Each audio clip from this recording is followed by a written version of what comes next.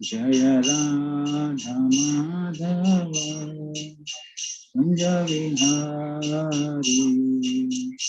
Jaya Radha Madhava Kunja Vihari. Hare Krishna Krishna Krishna Hare Hare Hare Rama Rama Rama Hare Hare Hare Krishna Krishna Krishna Hare Hare Hare Rama Rama Rama Hare Hare Hare Krishna Krishna Krishna Hare Hare Hare Rama Rama Rama Hare Hare Hare Krishna Krishna Krishna Hare Hare Hare Rama Rama Rama Hare Hare. कलयुग पावन श्री हरिनाम संकीर्तन की जय।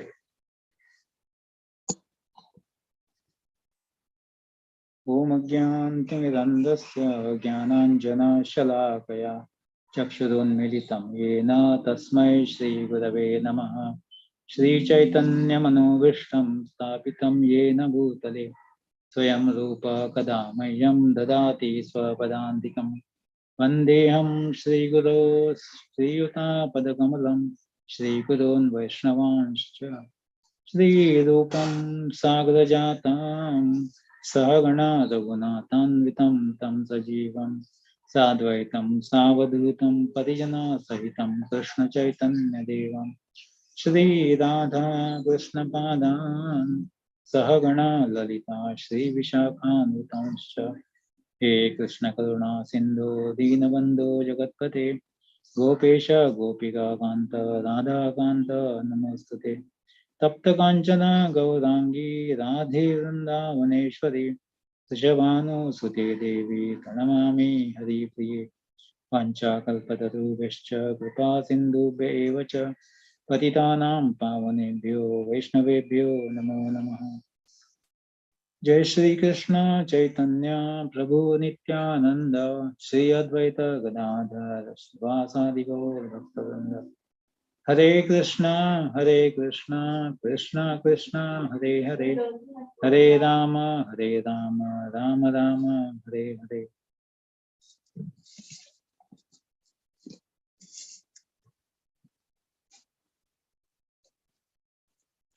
Hare Krishna. So today we'll see lessons from Hanuman, Lord Ram's greatest servant. The first thing we should remember that we cannot imitate Hanuman's actions because these were such tasks or such activities which a human being just cannot try to imitate or try to replicate. So as a newborn baby, he tried to eat sun. He jumped towards the sun, thinking that it was a fruit which must be sweet just by appearing. I mean, if you are aware that the sun, when it rises, it appears orange or reddish color. So it appears like a fruit, and based on the color, it appears that it must be very sweet. So thinking that, Hanuman jumped towards the sun. The king of demigods, Indra, he immediately sensed something serious. Okay, and then that is the reason what he did is he struck Hanuman with his powerful weapon, that is thunderbolt. Now, because with the impact of that thunderbolt, Hanuman became unconscious. He was then personally revived and granted untold powers by the creator Brahma. This he did because he wanted to pacify father of Hanuman, Vayu, who tried to control the entire wind. And what happened is, in the process, all the living entities were not able to breathe. They were getting suffocated. So in order to prevent that, prevent all the living entities from dying, Brahma personally intervened, and he went and revived Hanuman. Not only that, he gave a lot of boons to Hanuman.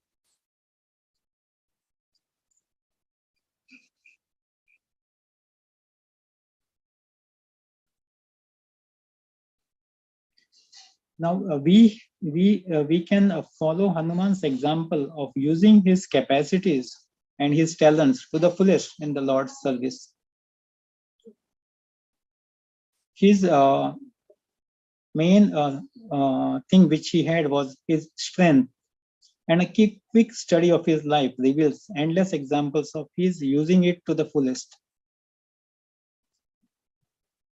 So the main or the his major activities of his strength or his intelligence, we can see during the the abduction of Sita. After abduction of Sita, when Lord Ram was searching for Sita, and they came, they walked towards South India, and then they happened to meet Sugriva. They killed Vali, and then they formed an alliance with Sugriva, and then Sugriva agreed to help them. And then accordingly, in order to search Sita, Sugriva formed 3 teams. One will be going towards east, one will go to west, and one will go to south. The team which was supposed to go to south consisted of Hanuman, Jamvan, and all those strong personalities who had special capabilities, because that needed a lot of strength as well as a lot of divine powers. So he used his, in fact, he was not aware of his strength of till they reached the southernmost coast of India, that is, or southernmost coast of Bharat. When they reached Rameshwaram, and they got the information from Sampati that Ravan is in Lanka, and Ravana has taken Sita along with him. Now, how to cross over to Lanka? So what they did is, they were discussing amongst themselves. So Jamvan said, I can jump, but then now I am very old. I do not have that much strength to jump and reach Lanka. But we have one person who can jump and reach Lanka. The distance was 100 yojanas. So it is very difficult for an ordinary person. It requires a divine power to jump 100 yojanas and cross over to Lanka. So he said only Hanuman can do that feat, because he has that power, he has that capacity, and he will do his duty and come back. So Hanuman agreed, and Hanuman crossed over, he jumped and crossed over to Lanka. So when he reached in Lanka, he reduced his size, and he reduced it so much that in order that nobody should identify him or nobody should see him. And in that way, he was searching around in the Ravana's palaces. And in fact, what he did is he went at the night time. So when most of the people were asleep. So, and he was going around in the palaces, Ravana's palaces, his queen's palaces, and he had thousands of women, and they had different palaces. So he would go in each and every palace at night, and then he was going around. And at one point of time, he saw that there are some beautiful women, and even he thought that, okay, this may be Sita. But then suddenly he realized that no, how come Sita will be in the palace of Ravana? Because based on Rama's Sri Ram description of Sita, she must be like a sadhvi, so she will not sleep in a palace of Ravana. So he still continued further. But then suddenly he realized that I am a brahmachari. What I am doing here in the palace where all these women are sleeping, and some are not properly dressed, some are drunk, all these things. So this is not suitable for me, and I should not come here. But then very next moment he reconciled himself, thinking that no, what I am doing is, this is not for my sense gratification, but what I am doing is, I am following the orders of my master. I have to search Sita, and for that purpose, I have to look for all the women who are here, just to see whether Sita is there amongst them. So he continued to go around and see. He saw all the palaces, but then he could not locate Sita. So then finally he came out of the palaces, and then he was wandering in the gardens, and then suddenly he saw there is one big garden, which was named Ashok Vatika. And in that there were many Rakshasis who were guarding something. So he went close by, and then he saw under the tree there is one Sadhvi, a pale looking lady. And then he remembered the description which Lord Ram had given to him. So based on that, he could recollect it. Yes, this is Sita. So he slowly from the tree he came down, and then he increased his size to a normal, just like a normal human being, and then went close to Sita. So seeing him, Sita first she was afraid, thinking that Ravana must have come in a disguise of this monkey. But then he first what he said is Jai Shri Ram. So because of that, hearing that, she was assured that okay, this fellow this is not Ravana. Ravana will never say Jai Shri Ram. Then he spoke to her nicely, and then he showed her the ring which Sri Ram had given. So then she was assured that yes, this is the messenger, real messenger who has come from my husband Sri Ram. And then she inquired him about Ram and what he is doing and when he is going to learn. So Hanuman told her that Lord Ram is already on the way, and he will be coming soon to rescue her and take her back. And then he, what he did is, then he thought of returning back to Ram, but then by taking the message. But then when he was speaking to Sita, he saw that Sita was putting sindoor in her parted hair. So he asked her, "Why? What is this? And what you are doing this?" So she said, "This is I'm putting sindoor in my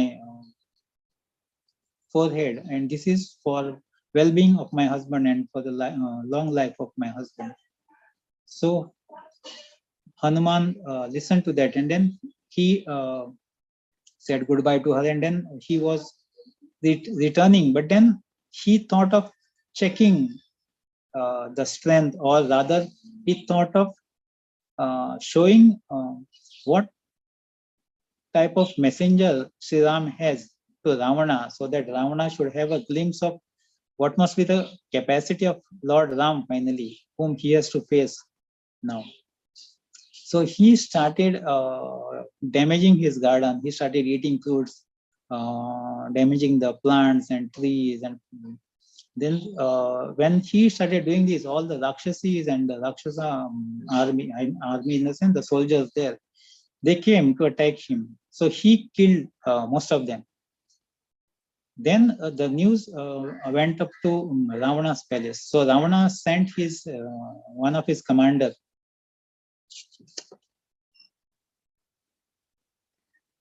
And it is mentioned here that he killed around 80,000 of his soldiers, including one of his commander, 5 sons of his ministers, one of Ravana's son Akshay Kumar. And so finally, out of frustration, Ravana sent Indrajit, and Indrajit used Brahmastra. So in order to honor Brahma, the creator, and who has given boons to Hanuman, he surrendered to that weapon. So that way, Indrajit bound Hanuman and took him to the royal court. So seeing this monkey, Ravana was very much irritated and agitated. He wanted to kill him immediately. But then the many persons in his court said that he must be a messenger or a doot, what they say. He is not a soldier, or he is not a warrior, or he is not Ram. So we cannot attack him, or we cannot kill him. Yes, at the most you can punish him and then let him free. So Ravana said that for monkeys, their tail is very precious and they take very much pride in their tail. Okay, so he ordered his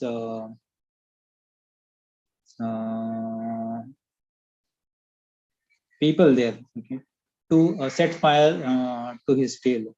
So what they did, his all these Sainiks, they brought in lot of cloth and soaked that cloth in oil and tied it to the tail of Hanuman. And they were trying to cover the entire tail, but every time they tied it, the tail was getting extended. So much so that in fact, they were running short of the cloth and oil, but still the tail was growing in length.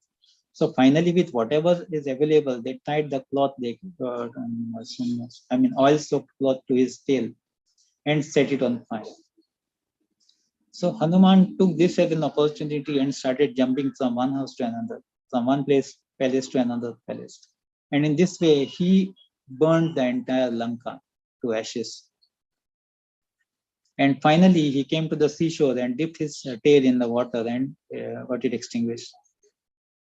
So in this, there are many management gurus who, in fact, in India, who tell the story saying that we must be like Hanuman. Like he did not use any of his weapon. The cloth belonged to Ravana, the oil belonged to Ravana, Lanka also belonged to Ravana. He used entire Ravana's resources to burn Lanka and to show him what an ordinary messenger of Ram can do to Lanka. If an ordinary messenger can do this much, so he should imagine what must be the strength of Sri Ram, the actual enemy of Ravana.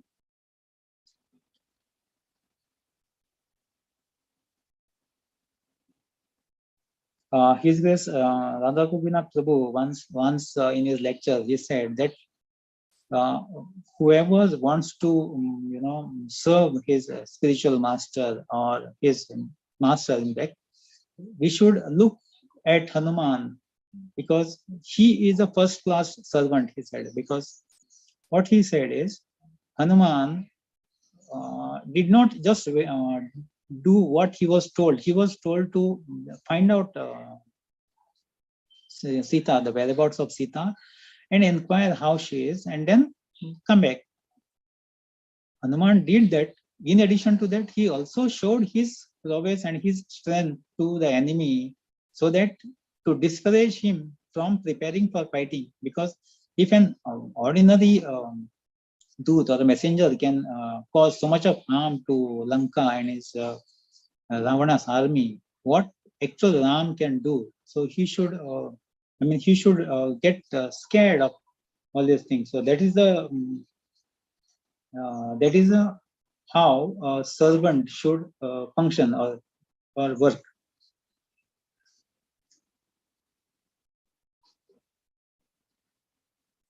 So when this Hanuman was returning to Maratha, back to Ram's camp after he burnt Lanka, what he did is he smeared his entire body with sindoor.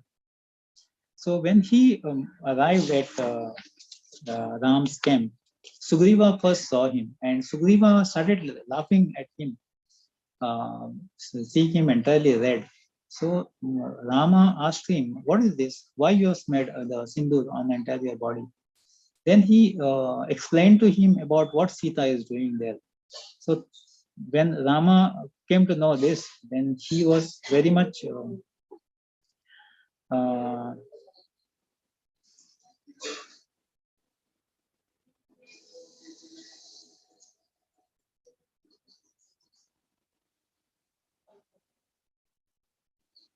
Rama was deeply moved by this innocent show of bhakti and proclaimed that any devotee who worshipped Hanuman with sindoor would receive his mercy and be able to cross all obstacles in devotional service. Now, despite rendering all these services to Lord Rama, when the Lord offered him liberation as a reward, Hanuman did not accept it. He did not want anything in return other than more service. Hanuman told Rama, even though liberation destroys the bondage of material existence, I have no desire for liberation in which I would forget that you are the master and I am the servant. There is one more story about Narad Muni meeting Hanuman. Once Narad Muni met with Hanuman and confronted him by saying, "You are not a devotee." Narad Muni told this in jest and, being a pure devotee himself, wanted to reveal the true devotion of Hanuman from his own mouth. Hanuman was surprised and asked him, how did Narad Muni come to that conclusion? Narad Muni then replied, according to Vedic injunctions, there are 6 kinds of aggressors, and one of them is a person who sets fire to others' house. There is no sins incurred when such aggressors are killed. Such is the gravity of the sin accrued by one who sets fire to others' house. And when you went to find Mother Sita in Lanka, you set fire to the houses of the Rakshasas on your return. How then can I call you a devotee of the Lord? Understanding the real importance of Narad Muni's charges upon him, Hanuman smiled and said, my dear Naradji, one of the important duties of a Rama Bhakta is to take charge of unclaimed dead bodies and perform final rites for those bodies so that they will attain a better life in their next birth. When I went to Lanka, I found that in those big palaces, nobody was chanting the names of the Lord. And it is said in the Shastras that those who do not chant the holy names and fame of the Lord are considered dead bodies since they are already dead. And fame of the Lord are considered dead bodies. Since they are already dead, in order to release them from their most miserable existence, I burnt all of them along with their palaces. There was only one palace, which is that of Vibhishana, from where I could hear the names of Lord Ram being chanted, and hence I left that house alone, unburnt. Hanuman went one step further and made a loud roar, which frightened all the resident Rakshasas of Lanka. Hearing that fierce roar, many pregnant Rakshasas' wombs were aborted. This way, Hanuman made sure that in the future also these Rakshasas clan does not appear in Lanka and create disturbance. Narad Muni was very pleased to hear this answer from Hanuman and hugged and praised him for his unsurpassable devotion unto Lord Ram. The moral of this story is, without chanting the names of the Lord, we are all living dead. This is delineated in Srimad Bhagavatam 10th canto, chapter 38, verse number 12, spoken by Akuruda while he travels from Mathura to Vrindavan in order to bring Lord Krishna and Lord Balaram to Mathura at the behest of Kamsa. Yaya Khilaniva Habi Sumangalai Vacho Vimimsha Gunakarma Janmabhi Prananti Sambanti Sunanti Vai Jagat Jastad Virakta Sava Sobana Mataha. This verse reveals 5 unique transcendental qualities of the words describing the glories of the Lord and also reveals the results of those who are bereft of them. Now, translation of this verse is, all the sins are destroyed and all good fortune is created by the Supreme Lord's qualities, activities, and appearances, and words that describe these 3 things animate, beautify, and purify the world. On the other hand, words bereft of his glories are like the decorations on a corpse or a dead body. And those who are attracted to the words devoid of the glories of the Lord are as good as dead bodies. Now, the meaning of these phrases is given here. Akila Amiva Habiba. It destroys all the sins of the entire world. Chanting of the Lord's glories is the only process that can destroy all sins. Sumangalai, it creates auspiciousness and good fortune all over the world. Prananti, it animates, brings life to the otherwise dead beings of this world. Shumbanti, it beautifies the entire world. Punanti, it purifies the entire world. This means that we have to continue the chanting of the holy name of the Lord, irrespective of where we are, what time it is, irrespective of the condition of our condition or the condition of the living being. And only in that case, only by chanting of the holy name of the Lord, we can not only purify ourselves, we can purify our surroundings or purify other living beings, purify the world and make this world beautiful as well as safe and much more conducive for living as well as for carrying out devotional service to the Supreme Personality of Godhead.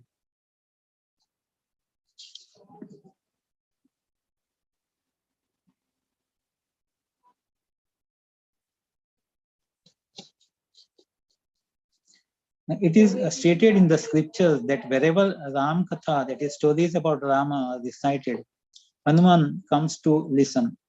He makes every endeavor to increase the bliss of Lord Ramchandra's devotees, both in ancient times as well as today. It is also said that the immortal Hanuman has vowed to remain in this world as long as the holy names of Rama are chanted. So, in order to please Hanuman as well as to please the Supreme Personality of Godhead, it is our responsibility as well as it is our duty to chant the holy name of the Lord as much as possible whenever we get time, whenever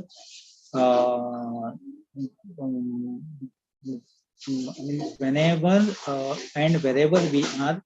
At the same time, it is our duty and responsibility to take time, especially for chanting of the holy name of the Lord, and make this life as well as surroundings and this world more blissful, more peaceful, and happy and pleasing to everyone, as well as to please the Supreme Personality of God. Hare Krishna.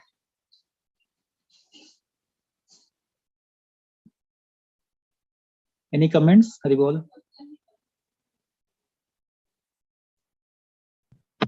Very nice, Prabhu. Very nice. Thank you so much. Yeah, you have hit the nail, giving the Hanuman story and conveyed the message that chanting is very important. And that is what, directly telling about chanting, people don't appreciate. When you put it in the form of a story, yeah, people appreciate. And I'm one of them who appreciated it. Thank you so much, Prabhu. Thank you. Thank you, Hare Krishna. Thank you, Rajendra Prabhu. Thank you, Hare Krishna. Especially hearing about Hanumanji on Saturday is very auspicious. Yes. Thank you for it. Hare Krishna. Hare Krishna.